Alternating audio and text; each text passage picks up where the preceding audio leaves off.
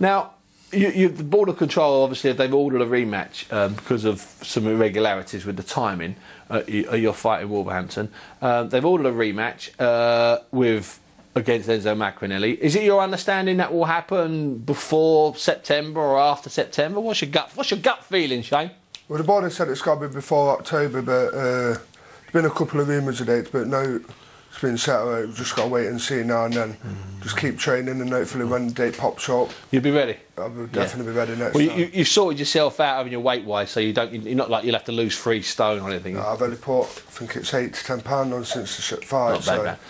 So you're a little bit tricky, you, because people, when they first see you and watch you, think you're just steaming in. But you're a much better boxer than you let on, don't you? You sort of like, there's like 2 Shane McPhilbins. Well, I've always put myself down as being a boxer, but for some reason, over the years, and when I went pro, it's normally gone for a war. So hopefully now, just bring it back to boxing. Is that because you've competed at heavier weights, and then you've been in fights where you start really as the underdog? So have you felt like you've had to change your style a little bit? As I've come down in weight, I've started knocking people out, so it's just getting younger to put them out.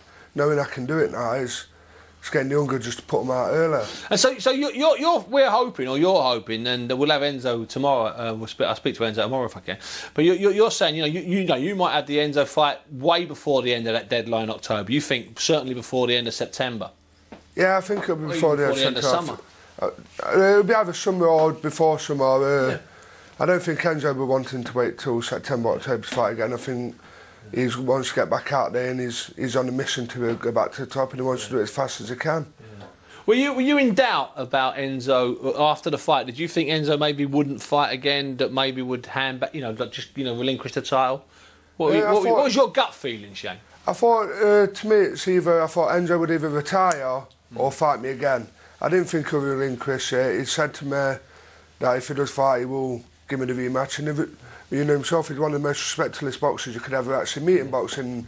I actually believed in what he said, and it's come true, and then he's given me the shot again. So he certainly has given you a shot. Steve, I'm a fan of cruiserweights, as you know. Yeah, people say to me, "What are you doing?" And we once, Shane, Steve and I went to a British cruiserweight title fight up in outside of Skegness or something. I think it was in Grimsby or Grimsby. Where there's a lot of holiday camps up on the East Coast, and it was a Steve Lillis against Carl Thompson, and it was the first fight for years because the board wouldn't let anybody challenge, and Thompson beat him. It was in a holiday camp. 8 rounds. It was completely mad, and I've always had a soft spot for cruisers, and people say, "Oh, they're boring, they're this." Well, I tell you what, mate. In Germany, they're given respect, okay.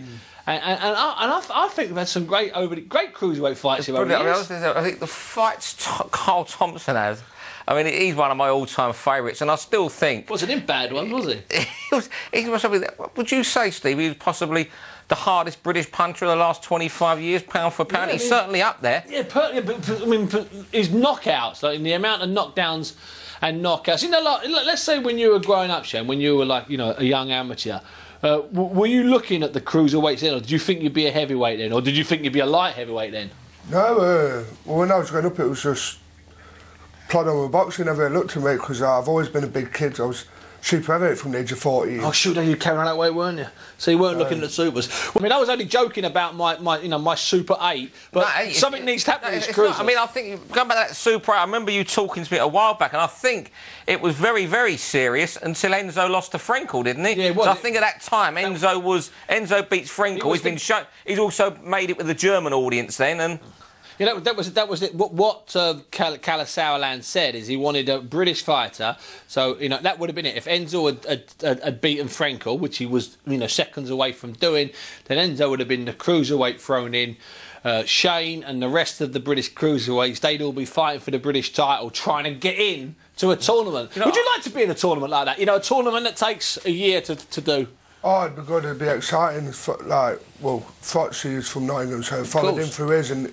It looks exciting. To be in something like that would be a very good experience. And you know what, Shane? Now that you've had a couple of title fights, I mean, Leon Williams, quite evenly matched. Enzo always had an experience on you, which he showed in the last 7 or 8 rounds. But do you like the idea? Do you like the idea that that you're going to stay now in big fights? You're going to stay in title fights. You're not going to go back to being the old Shane McPhilbin. You're a new Shane McPhilbin now. No, I want to be up there now, mixing it with the best out of them out there, British. Hopefully get my British title back, then hopefully start moving and see up. where you can go from there. Yeah. That makes sense, doesn't it? Yeah, absolutely. Yeah, I mean, he's up there now. Once you've been there, and you're improved for it, I think. You know, that 12-round experience, you'll know in them last 7 or 8 rounds what went wrong. You know, what you allowed him to do, and you know, I'm sure you'll come on for it, and you're up there now. And as I say, you know, you beat Enzo this time. There are them sort of talks of these super tournaments, and these Super 6s, Super 8s, Steve, they're fantastic. We know the super middleweight one took so long to complete, and there were pullouts, but that gave us a series of fights in that division that were fantastic.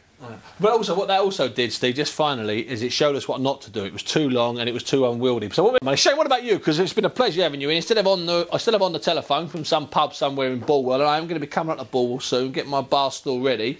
I said bar stool. Shane, what's going on? What's going on in your gym at the moment? Anyone coming up? Anyone got fights coming up? Any of the boys? Ryan Clark only going to have 49 fights this year, that sort of thing. Well, Ryan Clark, he's always got fights coming up. You can't really ask about it. He's got his title fight coming up against John J. Finnegan. Yep.